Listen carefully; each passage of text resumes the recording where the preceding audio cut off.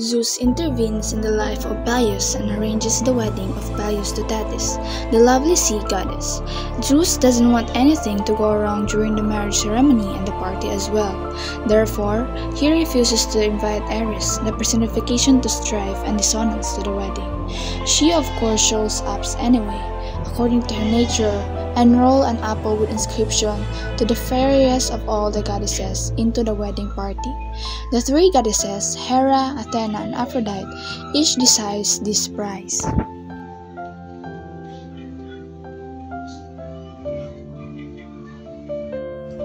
This apple is mine, for I am the most beautiful of all the goddesses. Not so quick. I'm young and strong and beautiful, so this apple is surely mine. Gods and mortals could not resist my beauty. Flowers bloom whenever I pass, so these apples belongs to me. The beautiful goddesses quarreled for the ownership of the golden apple, so they decided to let Zeus, the god of Mount Olympus, decide as to who among them should possess the golden apple. Hermes, I have an important task for you to take this apple to Pygra on the Gargaran peak of Ida. You will find a young herdsman, Paris, the son of Priam. Tell him that he's been chosen by Zeus to judge the beauty of the goddesses and to decide once for all which is the most beautiful. How much the apple for? Oh, that's the prize for the winner? That's the best you can do. It's an apple from the table of Zeus. Zeus, besides, it's not the prize that's important. That the honor of being chosen most beautiful for of all the goddesses. As for myself, I'll have nothing to do with it. I love you all equally, and if I had my way, all the world win. But of course, one of you has to be honored above the others. You'll never be satisfied, and if I chose one of you, the others so will make my life miserable. Paragian, on the other hand, has an objective eye. Although there is royal blood in his veins, he is a simple countryman, so he knows what, and he wants to play games. It doesn't matter who the judge is. Momus himself can be the judge as far as I'm concerned. I have nothing to hide. I mean, what fault could he possibly find with me? Of course, the others must be agreed too. Oh, we're not afraid to measure ourselves against you. Even if your lover Ares should be appointed, your Ares will do it perfectly. And my little Athena, does she approve? No, don't blush or hide your pretty face. I know it's a delicate or subject, but there she nods her consent. Very well, then it's decided, and remember the losers in this contest must be angry with the judge. I won't have the poor boy punished for his decision. Only one can wear the crown of beauty. Alright, when we have to Dia, just follow me, ladies, and don't be nervous. I know Paris is a good boy, quite charmers and clever judge of the beauty. He'll make the right choice. You can count on it. I'm glad you approve of Paris. I asked for nothing but a fair judge. Do you know if he has a wife, Hermes, or is he a bachelor? She is not a bachelor in the sweetest of sins. What does that mean? Well, there is a wife, and she is enough, but she is really doesn't deserve him. Why not? Well, she is a country beauty. Beautiful in another word. She downright ugly and she's only touched here because there was nothing else available and a young man must have somewhere to show. See why we ask. Just curious. What's all this whispering about? This isn't it fair, Hermes? Whatever you tell to Aphrodite, you can tell the rest of us. It's not important. She asked Paris the bachelor. None of your business. That's what you should have said. It's an innocent, not Christian. Well, is he? Bachelor? No. Does he care for the military glory or just for his goods?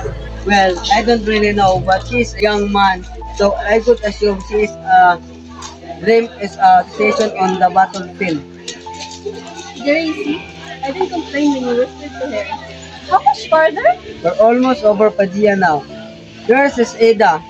Can't just make out the kick of the gargarum. And if I'm not mistaken, there is Paris right there. Where? I can't see. Over there to the left, no, to the top, down, to the side by cave, over there's the herd. I don't see the herd either. It's a good thing, isn't it? A seeing contest? Right there between the rocks where I'm pointing, look, and the man running around. Ah, I see now. That's him. Now, good morning, Paris. Hey kid, aren't you a little young to climbing these dangerous peaks? And with a band of women, no least beautiful women, so beautiful for this mountainside.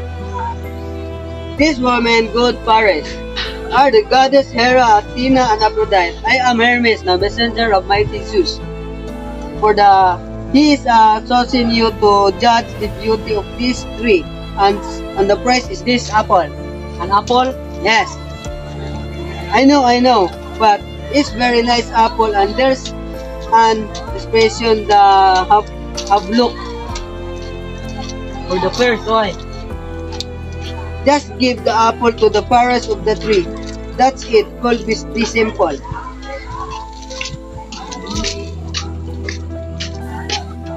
But Lord Hermes, how do you expect a mere gathered to judge between three such unapparent beauty? He speaks well, at least. Surely, there must be some fine cityfolk better suited to judge this contest. I can tell you which of two goals is best, or educate the merits of two heifers, but in the present company, there's beauty all around. I don't know. Any man could tear his eyes away from one to look on the other. Wherever my eyes fall, there is beauty. I move them, and what do I? Find more loveliness, and yet I can focus because I see equal beauty looking just this way or that. I am distracted by neighboring charms. If only I were all eyes like Argos, then perhaps I could judge the matter. You're right, Hera. His speech is pretty. So, I'm sorry, Paris, but this is just orders. No way out of this. You are to decide the matter. Alright, but the losers must be angry with me. The fault will be with my eyes. Only they are instruments for so cruel for deciding such a fine matter. Zeus has already made this clear. There will be no illusion from the losing person. Now, get to work. Alright, but I'm just to examine them as they are, or should I go into the matter more truly? Well, that's for you to decide. I guess, do you think best? What I think best, then I will thorough. Toro? You native boy, do you really think? I mean, if I'm to judge the entire package, perhaps they should disrupt. Disrob? You a native boy. Do you really think? Calm down, Hermes. The boy is quite right. I approve your decision, Paris, and will be the first to submit myself to your inspection. You'll find that I have more to boast of than white arms and large eyes. Every part of me is beautiful. Aphrodite, will you also submit? Oh, Paris, make sure she takes off her girdles. That's magic, Ernest. She bewitched you and she talked to you, wipe off all the makeup as well. She has no right to come to trick us and think. my natural beauty. Oh, please! You look like a prostitute. Excuse me? She really should show herself undoed. The makeup can stay, but they're right about the girdle, madam. It must be removed. Oh, fine, but Athena has to take off her helmet. Then no colorless might be exposed. I'm afraid of no such thing. Here is my helmet. And here is my girdle. Good, let's get on with it. God of thunder, what beauty is her! Oh, rapture! How exquisite this lady's charm! How dazzling the majesties of heavens! True queen, and oh, how sweet! How captivating is Aphrodite's smile! And Athena, those muscles, it's so much! I'm overwhelmed by your combined beauty. I know not where to look, my eyes are drawn. Always at once, they splitting apart. Perhaps he should show us you one at a time. Yes, we don't want the poor boy's eyes to explode. Alright then, Aphrodite and you and Athena withdraw with me, Hera remain. Be it. Well, do you like what you see? Words cannot express my satisfaction, madam. When you finish your scrutiny, you must decide how you like your present. My present? Yes, that's right. Give me the prize of beauty, Paris, and I will make you the lord of all Asia. I will take no present, madam. Withdraw, and I shall judge as see fit. Behold, You are very beautiful. if you will crown me that fairest, Paris, I will make you a great warrior. I appreciate the offer, but I'm a lover, not a fighter. There's peace throughout the land, and my father's role is uncontested. But yours, do I have fighting? You can put your wrap back on, and your helmet, since now. Here I am. Take your time, examine every inch carefully as you like. Let nothing escape your vigilance. Don't be shy.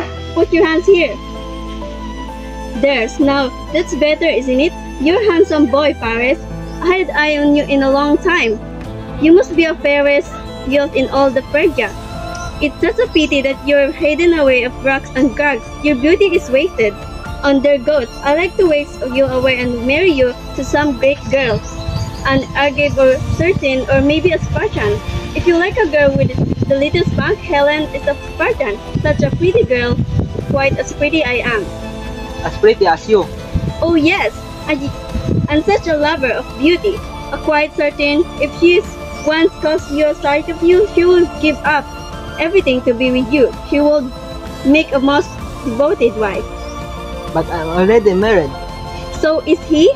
But that's not important. When marriage exists without love, such bonds are easily broken. Tell me about this Helen.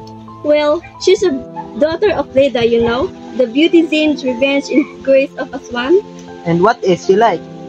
Helen is the fairest of the fair as a mighty expect from the offspring of the swan. She is as soft as down. She was hatched by her eggs.